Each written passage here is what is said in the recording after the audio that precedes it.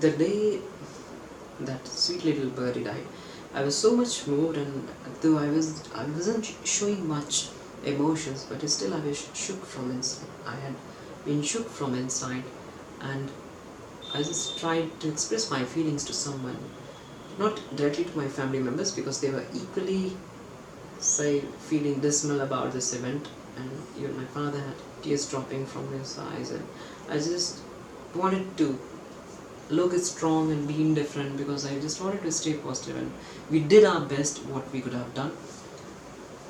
We contacted one of my friend who is from Iran. We got to know each other via Instagram. He is having many pet birds, some parrots, cockatiels, budgerigars, and then some sparrows too. Michka is one of the name of his sparrows. Then I informed him that my bird died yesterday. He replied, I can understand your pain, Anurag, and even my bird died a day before.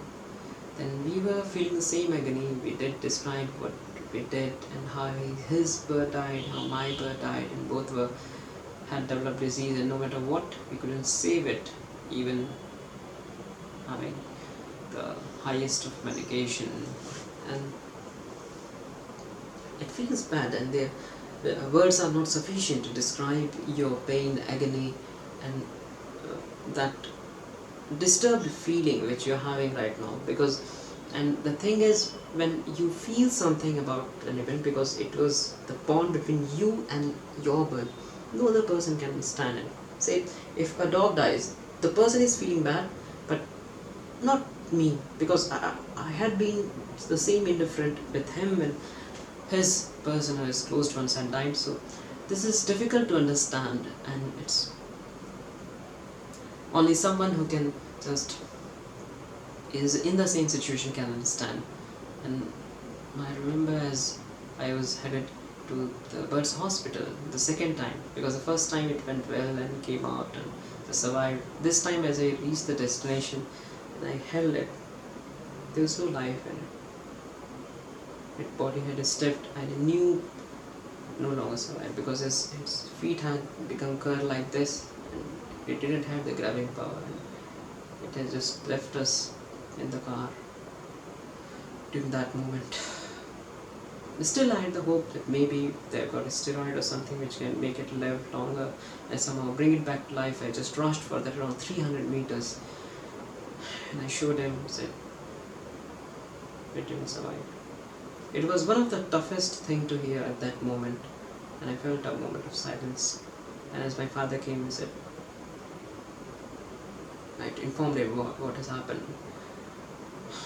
He made a call to my mother, who is equally attached to this baby bird, and he was almost crying, and I'm not sure what the reaction was from the other side. And she said, let's bring that bird. Of course we'll bring this bird.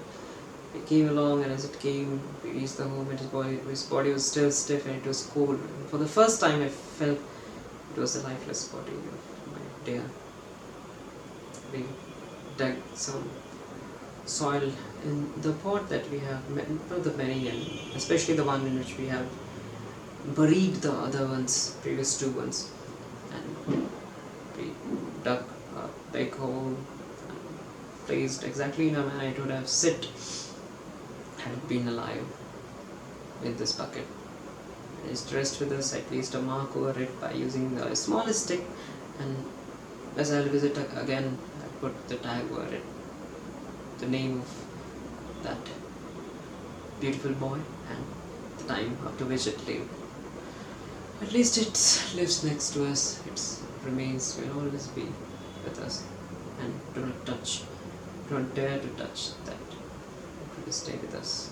I think I'll have its fossil recovered and capture it in maybe a transparent glass jar and have it stored next to me.